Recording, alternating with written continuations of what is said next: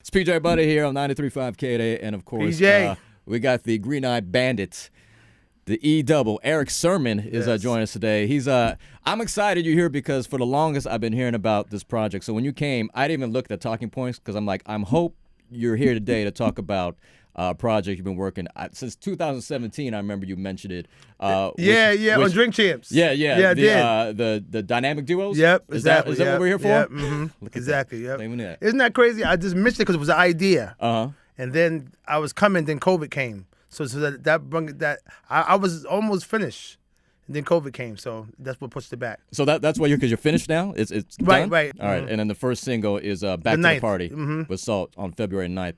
Before we talk about that, I'll come back to the party. Okay, sure. But I want to go back to how'd you even start like rapping and producing? Because when you guys came out, it was kind of like you're part of that generation that bridged us from the generation into like sampling and kind of smoothing it out and being more lyrical, from the Melly Mel's, to Rakim. Yeah. You were part of that era. So what got you interested in hip hop itself? Well, again, everybody heard Rapper's Delight in the beginning. We was 11, 10 years old.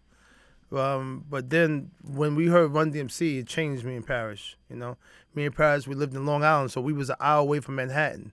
So we drove to Manhattan to a record store to go buy Suck MCs. So to go buy the vinyl. And then we heard that song, and then one night Red Alert was playing some records, and Cram to Understand came out, MC Light, and I lost it. You know what I'm saying? But then the next week something came out that wasn't too good, and me and P was like, man, if that's on the radio, we can make a record. So we started to attempt to make one in 1985. And Paris went to college to play football, so we had a year had passed. So 87 is when we came. But again, I had looked at Rakim was my mentor.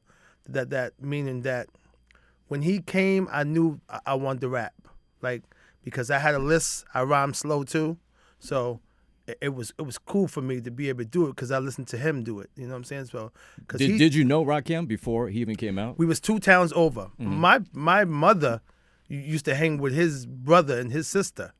You know what I'm saying? Because I'm from Wyandanch too, where he's from. But I was a kid and I moved to Brentwood. But my family knew them, and my boy who died, Alvin, was his best friend. But at the end of the day, I knew that he was 2 towns over, so he made it. Of course, Public Enemy was there first, but my rhyme flow was him. So once I see that he made it and he was close, it gave me and Paris the confidence to want to do it.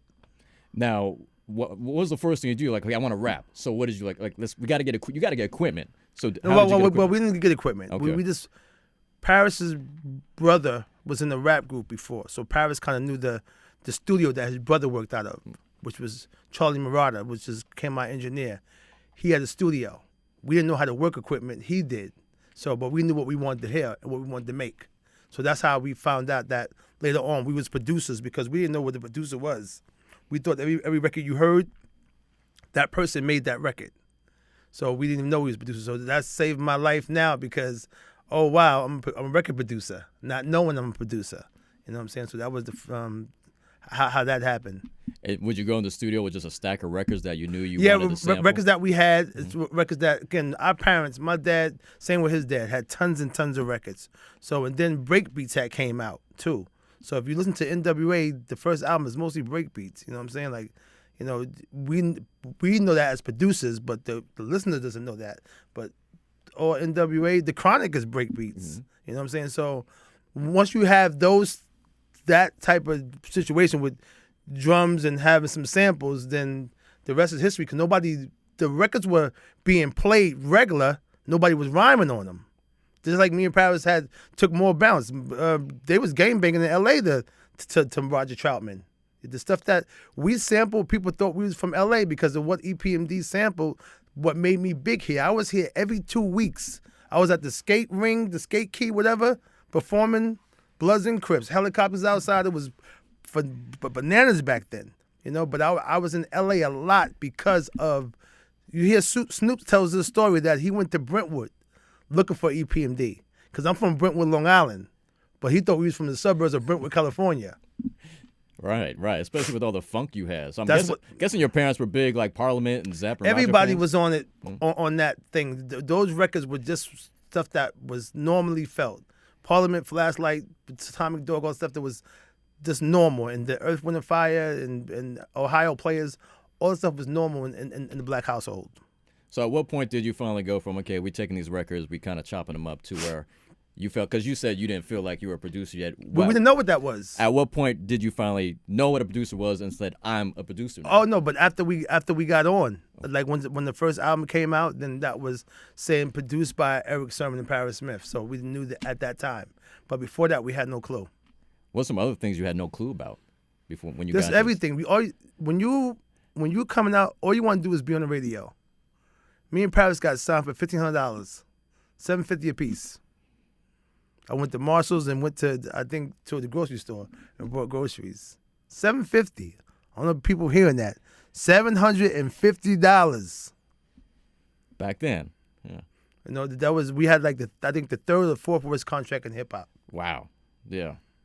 So then obviously you learned about contracts and got a better situation. Well, we didn't learn. Russell Simmons came and got us. Like after we had the 2 #1 albums back to back. Don't forget, EPMD is on fire. We had 2 #1 albums back to back. So Russell thought something was wrong with the label that we was on. They ordered it, and then he went and he picked us up for the 3rd album. Do you remember when you first heard your song on the radio? Yeah, me and Prowse was at his dad's house, and we used to go there too to sneak around and drink beers and stuff like that, whatever. And we used to hear 7 minutes of funk played all the time on the radio, but just the instrumental version.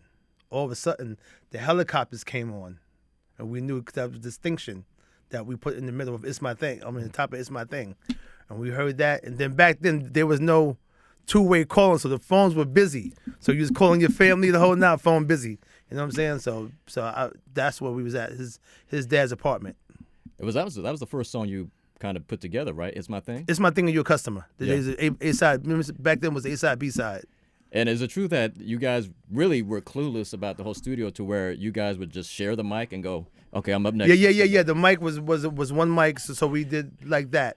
And it was that crispy. The engineer, for him to achieve that is kind of ill, because when you hear those songs, nobody know that we're side by side doing that. That's crazy, yep. Yeah, I mean, it sounds amazing to this day. Yep. So dope. I mean, that's a dope album. I just remember that, when I first heard Strictly Business, that whole album, a buddy of mine just graduated 8th grade, and his parents got him a limo, and he just played that tape over and over in the limo. I was like, yo, what is this? And same thing, I was like, are they from L.A. or from the West Coast? Because you had all these funk samples. All of it. And you were talking about, coming to L.A. Do you remember the first time, coming to L.A.? Because K-Day probably brought you out. Were you bugging out like, wow, I told you, other side of the coast wants to send us out. It was the experience at that skate key. I don't know the name of that thing where NWA performed that. Right, World on Wheels, Skate World Land, on Wheels, whatever like that. But the Bloods and Crips wanted to be there.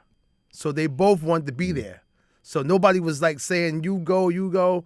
They both was there to come watch and hear the music drop. So, of course, as soon as it dropped, shootout broke out. So we ducking inside the thing, whatever, going to the room, whatever like that. As soon as it died down, put the record back on again. Fight break out again. Next thing you know, we outside. The Helicopters is above the building, because again, it was the phenom of what me and P was bringing, because the records that LA was riding to, we rapped on, riding high. One Nation in the Groove. All the stuff that they was riding to in the car, we rhymed on. More Bounce, we rhymed. Roger Troutman was something that we sampled from Crossover, everything down. It was L.A. music, but we didn't know that. And self-taught producer, pretty much. I just wasn't like L.A. New York was more, more James Brown, more. It was more different. It wasn't what we were sampling. Well, good thing that didn't scare you off from coming back to L.A. Because most people are like, I'm done. No, I'm out. We're too young to know about that. Like, right. For we and plus, again, I'm 6'2" and a half. I'm like, I'm worrying about nobody. You know what I'm saying? Right. Even though, because we don't know the culture, so I can't be mad at something I don't know. I can't be afraid of some place I don't know about. You know what I mean? I live in New York too. This is crazy. So it's not like Rakim said, ain't where you from, where you at. You know what I'm saying? So facts. You produce so many hits. What's your favorite hit that you've done, that you produced? I don't know, man. Somebody did. This question is always asked to me because of the amount of records I've done. You know, because I like a lot of R&B songs that I did, a lot of the rap records that's done. You know what I'm saying? I never really had no favorites like that. You know what I mean? I just like the ones that worked. You know, the ones that won. You know what I mean? Because people still ask me to this day. I know you did Red and Meth. I'm like, what rock was you under? You know what I mean? Like, they don't know that Redman was signed to me, and you know when you hear what the album and Muddy Waters and all these albums that was done by him, and then the Red and Meth connection, like Blackout and stuff. That's all me. You know. So, but they don't know that part. So that's why it's good to do these things for the kids to understand, to know me. Or the boring shit is like Google me. You don't want it to be like, you know, you want to say something like that though, but that's the only way. Because again, it's a lot of work. Because I did almost a third of R&B and mostly 70% of rap at that 80s, 90s, early 2000s era. There was nothing that was moving without me on it. That's facts, and even remixes and all that stuff. Yep, and a lot of groups. One of my favorite things you did is a group that never really came out was The Truth. From LA. Yeah, my boy Tony. LA. Yeah, with them. You're so crazy. The Truth, for people who don't know, had early Missy Elliott writing and Faith Evans. So they had people. Early Missy, I mean, it was the girls had something going. And Tony was my friend, so that's why the Def Squad, me and Reggie and Keith was on the records, because he was my boy. So, you know, it was cool. Yeah, look for that. The Truth. Red Light. Yeah, Red Light, right? Yeah. Red Light was and I use more bounce, you know. Yeah, so same thing. Good, yeah. But that's your signature sound, that funk, that bounce. Well, that's what they do now. They take an old record and redo it. So that's the formula of what the 90s were. So it was that. So he wanted to do it, so it was no problem. All right, when we loop that up, okay, I'll loop it up, you know. I mean, you got a lot of hits I could talk about. I just want to talk about two. One is Crossover. Can you tell us a story about Crossover, how that came about? It's so crazy because I had just got to L.A., right? And our either product manager or A&R had a Cypress Hills cassette tape, right? So now he puts it in. I'm losing my fucking mind. I'm like, yo, what the hell is this, right? And I think Killer Man's I don't know if that. I think it was Funky Phil one. Funky Phil one was probably that, and the dude. So that one too. So I'm wilding. All of a sudden, don't miss out the Funky Phil. It's just the Buddha. I'm like, Killer Man. I'm like, yo, what? So then I call Ice Cube. I said, Cube, these new cats named Cypress Hills, you got to hear them. Because me and Cube was tight. So I go to a video shoot. Play Cube the cassette. Next thing you know, I look on the TV and Cube is in the Cypress Hills video. So they must have got close the whole hour because it's all it was Sony that we was on. But anyway, that same day I had an in-store somewhere in California. I looked on the shelves when you look at albums. I saw a cassette. It had Roger Troutman with The Globe, his last album that he made. It just had came out a week before. So I grab it because it's Roger. So then I go home. Me and Paris think the album is done. We had a song called Play the Next Man. We wanted to make a crossover part 2. Play it for Russell. Russell says, you drop that and EPMD is over. Right? So me and Paris is like, what do you mean? Because we didn't make nothing whack. What's wrong with it? It ain't the one. So I go home, grab the cassette of Roger. I play the record, all of a sudden go, kick to boom, whatever you want. I'm like, okay, I'm going to sample that. I'll make a beat around that. And I made Crossover. The last 2 records I made was Headbanger that I made for Ice Cube. I never got it to him. So Crossover and Headbanger was the last 2 records made on the album, and those are my first 2 singles off the 4th album. What did you think that with Crossover, because the song is about, crossing over and going pop and being on the radio, but yet that was one of the probably one of the most songs Francisco is who. What station is that? KMEL. Yeah. They was the first ones to blow and make Crossover what it was. KMEL was the launch for Crossover. the launch. No, that hands down, it was them. But wasn't it like we're not trying to be on the radio? Don't play it. We had no idea it was going to blow up because we're not talking nice about radio. Right, that's what I'm saying. You crossed over without trying to cross over. It's the craziest shit. Somebody just said too, our boy Bob just said too, you want to cross over? Make the fucking ghettoest record ever. So that's Gin and Juice and all that other type of stuff too. When you making some shit that's boom, it becomes pop. That's facts, yeah. You're right about that. So that's the. If I really knew that formula, I've been making the ghettoest shit ever. I would have been right now. I'd be like, had mad #1 records if I knew that formula. You know what I'm saying? But no, but that what it was. We felt that there were some artists that came out, and we figured that they get ready to change the culture of what hip hop is. Because the big acts, Eminem was selling 9 million, Vanilla Ice was selling 9 million. Like, damn, this is where it's going. So before I'm left out, I got to make something, in my head, hold up, wait a minute. Let's get back to what this is. No crossover.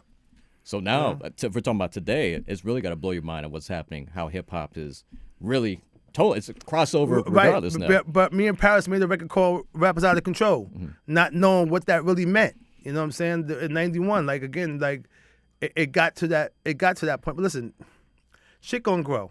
But we just figured that, like you said, from Melly Mel all the way down to Run DMC, to us, to Bad Boy, to Wu-Tang Clan, to Murder Inc., to fucking Rough Riders, to Dipset, whatever. It was the format.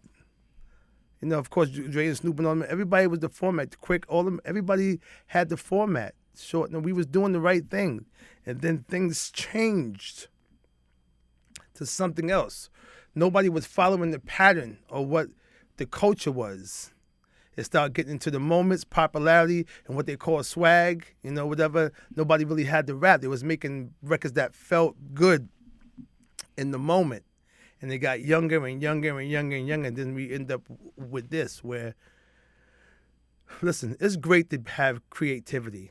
To say, yo, did you hear the fucking new Cypress? Or did you hear the new Tribe? Did you hear the new Daylight? Did you hear the new, Pete Rock Seal Smooth record? Like, I can name 20 groups that sound different, and they all won. So why do you have to recreate the same record? You don't got to do that. Everybody can win, being creative. So that's the part that I'm trying to. I'm glad that you see all the songs like the Foxy Brown record got resampled. Burna Boy did Brandy.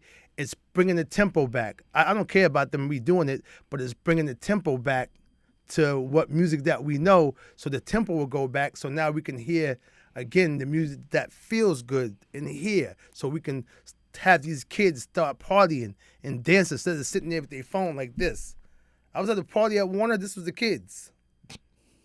Nobody was talking to girls. Girls wasn't talking to boys. They wasn't doing nothing but sitting in the crowd, sitting down like this. This is the culture that we in now. Mm-hmm. The DJ is killing it. That's my man. Playing the dopest shit ever. Nobody cares. Because again, it's the popularity of it.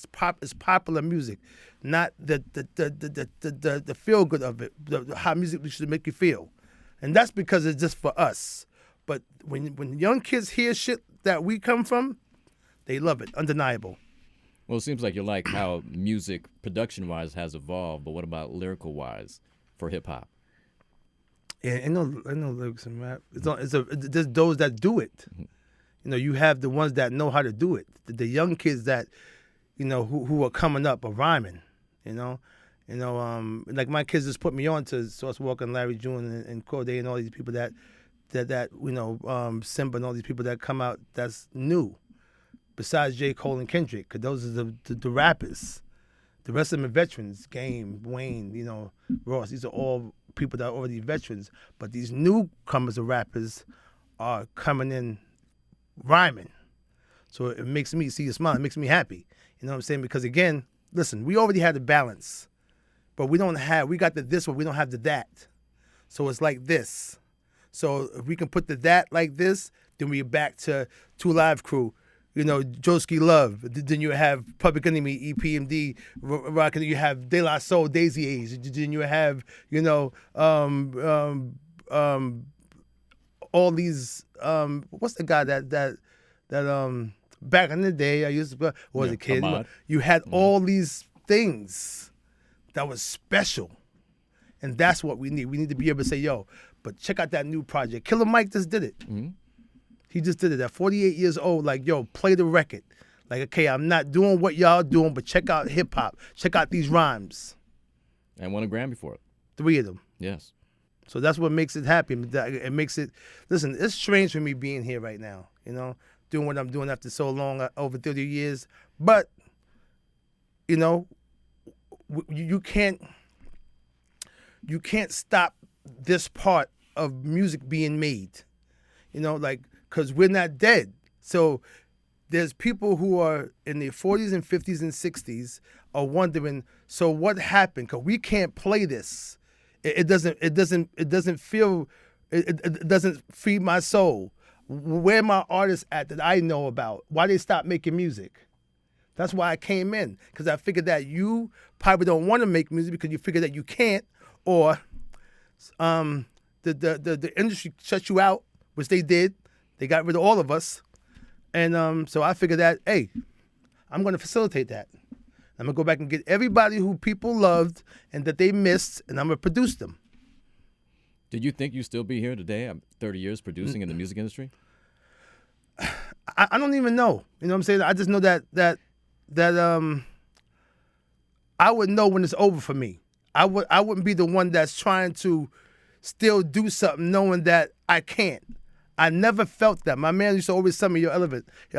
Always say, Eric, I never met somebody like you who don't have to do shit and stay relevant.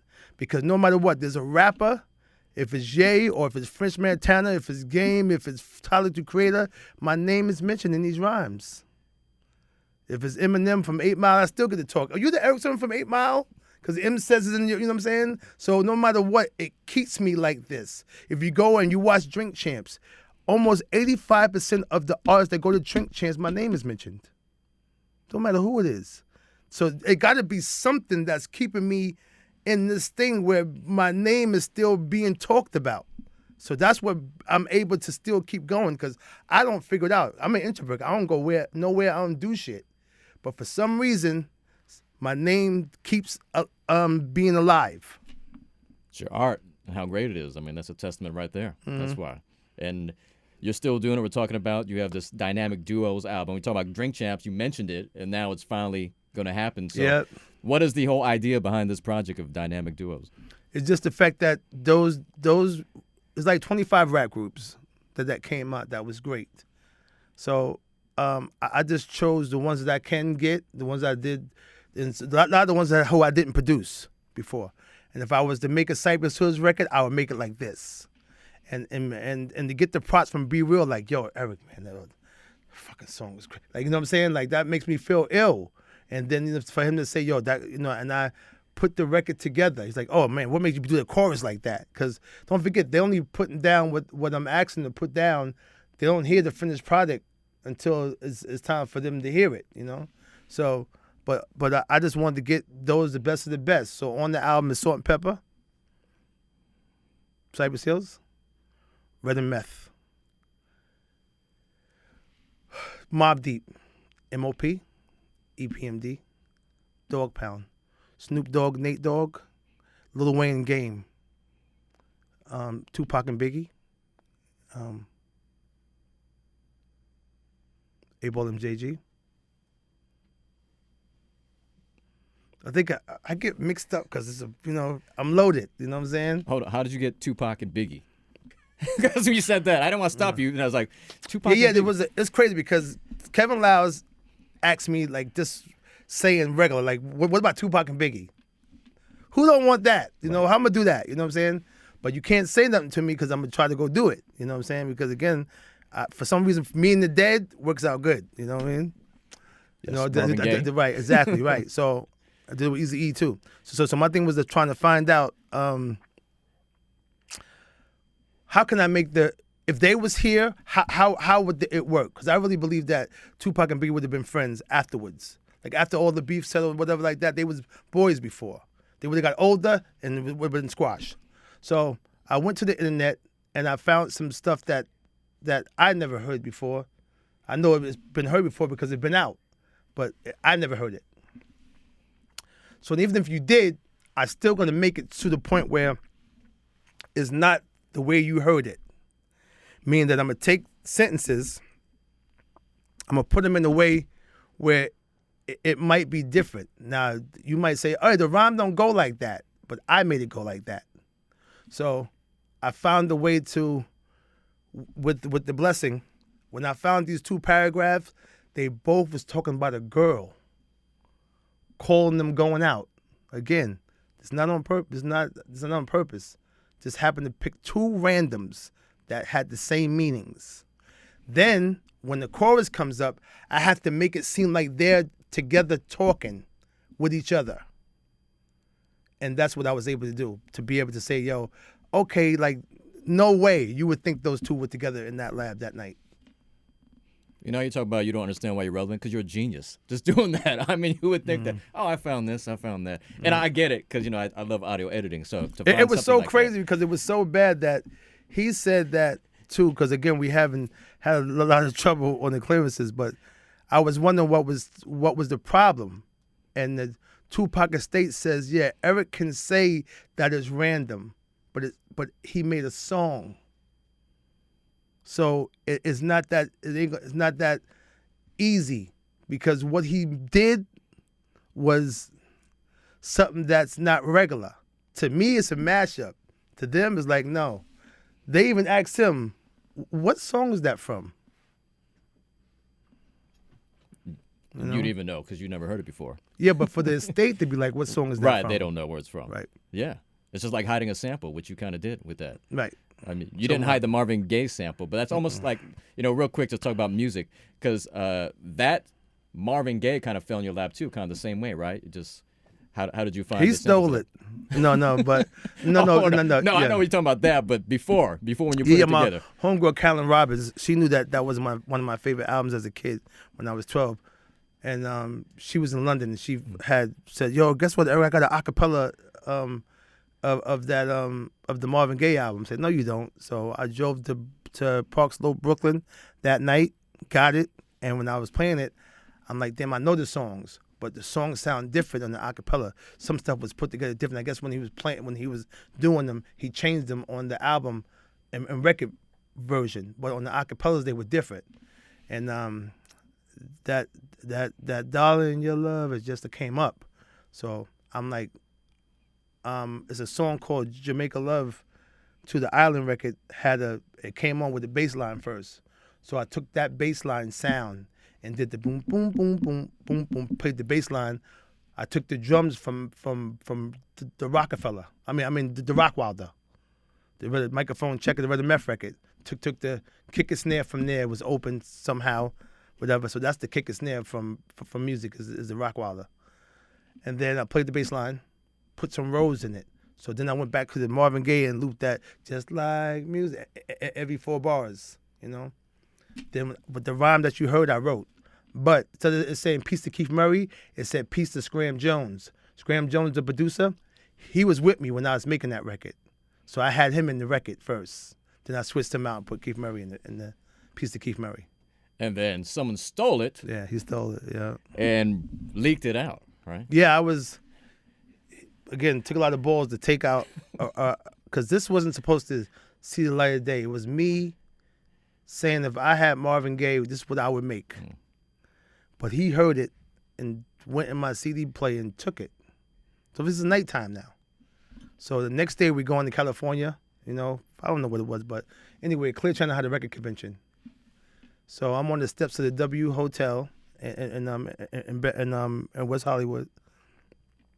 And a lady comes down and says, yo, your new song with Marvin Gaye is great. So now I'm mad. Because I'm like, what is she talking about? So I'm like, him. I'm like, oh, I'm going to kill this motherfucker. This is crazy. Hold on. What station did you leak it to at that time? Was it The Beat at Clear Channel? Doc Winters. Oh, the Doc, okay. Clear Channel. I was trying to figure out, like, where did he It was Doc and Steve Smith because okay. Garnet March and Greg Johnson were the partners. Oh, wow. So it was the biggest thing is Clear Channel. Right. So at the end of the day, I'm like, what am I getting mad for? Like, because I got mad because it was heard and he took it. And it wasn't for the for people to hear it. But then when they did all that, I'm like, wow, this is crazy. So then that soundtrack idea came for what's going to happen. Yeah. So after that happened, and then Bernard, we went to Tommy Mottola, Sony, to get a deal. He was offering $2 million, right? And then we went to Clive Davis, and he offered $4 million. So we ended up going with Clive, but we had to wait a month. 45 days for that to get chance to get legs, because we already put the soundtrack, gave it to the soundtrack. So by the time Clive got it, it was already had sold 300-something pieces over there at Interscope. You know. Yeah, it was. I mean, it was a monster when it came out. I mean, do you think you would ever let that come out if he didn't take it and leak it out? I don't think I would have ever, because again, it wasn't. You're not thinking to get Marvin Gaye cleared. It's impossible. It's impossible. But you got it cleared. $250,000 though. Yeah.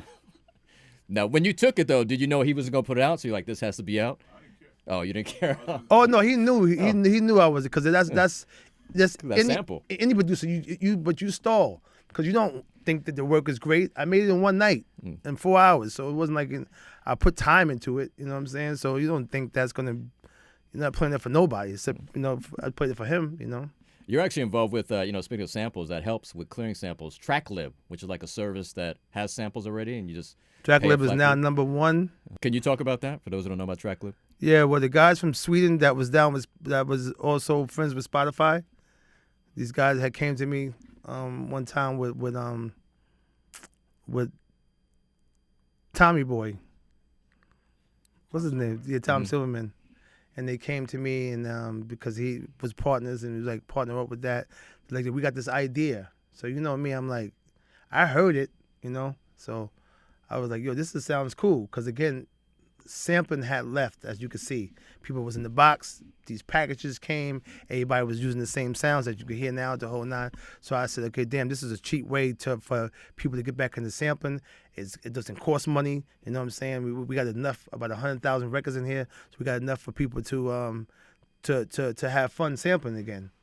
And not knowing. So, but in the time since I was new and I had brung the colleagues to the table to try it out, the Timbalands and Static Selector, everybody started using it. Even Ludacris's producer, everybody started. Then J. Cole and his producer, people started rocking the thing, so it started getting popular, So in the meantime, one of my boys was like, "Yo, Eric, they want to give you a percentage," because again, me saying yeah, and so once they had somebody like me to co-sign it, I don't know about technology at the time. You know what I'm saying? I'm like, but I was blessed to be able to do that. And now, again, I'm at this space, And people used to, like, Ludacris said, he's like, why didn't you tell nobody about Tracklib? I'm like, I don't know why, whatever. I just don't feel like at the time, when you put your name on something, people seem to hate sometimes. So if they don't know it's you, then cool. Because people be like, I'm not fucking with that. That's such and such, So I don't talk about it. You know what I mean? So, but again, Tracklib is special. We got almost 300,000 records on there now. You know what I'm saying? So, and like I said before, we're #1 in the space. Did you sample anything for your new album? Yeah, I sampled a couple. Oh, yep. Yeah, but they'll kill me. They'd be like, how you gonna represent this and you ain't take shit from it? Because again, I'm like, a lot of the people, these people are now the producers. They are in Tracklib heavy, you know what I mean? So you got to be careful because again, you can double up, So you're like, so I got this one kid named Omar. I'll be like, listen, whatever comes in, send me the newest ones that you think, and then I tell them because in Tracklib, I can take a scroll and be like 1969 to 1978, or I can do 1953 to 19. So you have functions. Then I could take a sample and I'd be like, find the loop in this. You know what I mean? So it gives you some dope options and something that you can do to that's other platforms don't give you. Then if you're a producer, you can upload your stuff too, and somebody can sample you, and you can make money from it. So. Yeah. I'm gonna start producing, y'all. Mm-hmm. Might not see me here next year. No. But these young kids who who made these records, these guys are really making a lot of money. Yeah. And I don't blame them, but at this time they're gonna have to make something else because everybody's making the same. They've been doing it, but now it's the same. So now what you gonna do? That's why you hearing the resurgence of Hitmaker and him been doing it, the 90s method of taking a record that was popular and then redoing it. Which I miss. So I'm glad, and I know about Tracklib too. That I'm glad that now there's a place sampling where they can not worry about paying like you paid for. Marvin Gaye $50, yeah, $200, $250, like whatever, right there on the spot. That's the illest shit ever. But it gets people back to being creative. You can't keep pulling from the sky and expect to get some magic. People have been doing it, but after a while, be like, oh, that sounds like such. You want to be able to get something special, and then where's the new catalog of shit coming from? You know what I mean? Let's make the new samples, for then the next generation can go and sample something different. Let's make the new one. So that's where it's special at. But again, I get it. You know, being a producer is not the illest thing. You know, of course you can program and have the beat be on key. You can type in 4 and it can play the pattern for you, put the hi-hat for you, put the key for you. It does everything, you know? Does everything for you. Now AI, you don't know who's doing what. You know what I mean? But I just glad that, you know, I keep it mad old school, you know, with the format. And look at everybody. You watching the internet, for some reason, everybody's going back to their old piece of equipment. Mm-hmm. You know, I was producing Kanye West since May 30th. When I first did the first session, as soon as I walk in there, is a computer and the ASR 10. What he masters, but that's what he started off with. And you look at everybody else, they back to their MPs or back to their same equipment that they use. The box is there, but it ain't the same feel as your old equipment or what you used to make music on. So all the big people are back on their old equipment. Lindrum, you gonna bring that back? Oh no, but no. The Lindrum is the MP. Yeah. But the original Lindrum, somebody just asked me that question. I'm like, yo, I don't know where that box is at. Yeah. But they made Thriller off of it. Yeah. The drums, when I watched the documentary, I'm like, oh shit, that's a machine I use. I made you a customer on. Yeah. A lot of people use that Lindrum, especially in the 80s for sure. I didn't know that. Yeah. It was in the studio. Yeah. So we used it, you know. So Jimmy Jam and Terry still have theirs. I saw it. I was like, wow, that's the one that made Control and all those songs. Yeah, that's crazy. Lindrum had no idea that him, which is his name, you know what I'm saying, that, you know, made that, because we put that under the Big Payback, we put that under, you know, Bandwagon, like those drums were put under a lot of records on the EPMD Strictly Business album. Yeah. Well, let's go back to the party with Salt and Pepper. I mean, right. You've known Salt and Pepper for so many years. Right. And it's the first time you produced for them, right? Yes. Did a song with them? Mm-hmm. So how did that feel like after all was she mad? Were they mad at first? It's like, hey, finally, you gave us a track? No, it was like, again, none of these people are thinking you're going to call them for this idea. People just respected the idea. So they was all down with it. Like, oh, dynamic duos? That's dope. You know what I'm saying? The name rung bells for everybody. But again, it's Salt and Pepper, regardless what goes on. You know, but I knew that this sample, you know, Stephanie Mills, I just knew that this is going to work. This is going to dance, and this is going to be, and taking it back is what this whole thing is about. Taking it back to where it did feel good. What you did was at the park jam, or you inside of a function, and people are dancing, having fun, and people are doing them, and you looking at how the 80s or 90s were. You know what I mean? And people from there, even if you are a 90s baby, you still was probably 9 or 10. Your parents still showed you what it was like. So even if you are 98, 99, or whatever it is, or 2000, it's still the same thing. It's still that nostalgia of taking it back to where people did have fun. You know, I'm not saying people ain't having fun now, but it's a different fun. You know what I mean? Holding your phone up fun. It's holding your phone up fun. Exactly, right. When you did the track, though, did you have them in mind, like, okay, this is what I want to produce, or you already found a sample and like, oh, this is perfect for Salt and Pepper? Yeah, well, I had the sample for a while, but I knew that this will be something for them. Okay. You know, because the girl Chanel and her team had wrote that simple chorus, and it just felt good. I'm like, yo, this is dope. But the way that the beat was being made, and how it was breaking the do do do do, like, and doing it, I'm like, this just feels good, you know. So then when Salt came on with the EPMD line, relax your mind, let your conscience be free, and get now you're not rolling with the sounds of the SMP. Like that's dope to come on with the you got the chill line, like it just set the whole shit off. You know what I'm saying? And Salt and Pepper, again, they are the iconic group, you know, the dopest female rap group ever. Yeah, they were starring the Hollywood Walk of Fame. Selling Hollywood Walk of Fame. Guys, exactly. You talk about crossover appeal, ain't nobody bigger than that. So at the end of the day, I just think that when you talk to Salt and them, they are excited.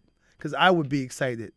After all these years, I got a song, you know? So that's what I'm happy about, to facilitate that, to watch those who figured that they couldn't do it. But on this scale, as you can see, I'm here now, that the label Warner and 300 are saying, you know what, hey, let's get behind this. This is going to be cool, you know? And 2 years ago, probably 2 years to the day, or at least around there, there was a photo of you and Dr. Dre in the studio. Yeah. Was it working for this album or something else? You know what? Maybe I was trying to get a dynamic duo record. I was trying to get one. When I got there the first day, we did 3 records that night, right? Then I did another one the next couple of days with Snoop and him too. And then the next day we did a record with me and him. Which the record is oh man. Is the Snoop one, because you said Snoop is on this album? album? Yeah, but this is something different. Okay, so this is Snoop and Nate Dogg. Uh-huh. But the synergy that we had was fantastic. But again, you know, we just never know. You know, you hear the stories. Everybody that make records, you know, everybody's been making records with him. But the time I had was something that I never experienced being produced before. And the way that he writes records and how he does it by mumbling the cadence and then getting the flow of how it should be, then writing the rhyme. Nothing is written. Nothing's written. Everything comes from us brainstorming, then we do the bar and do it until 16 is done. It's the dopest experience I ever had in my life. With Snoop? With Dre. Oh, with Dre. Right.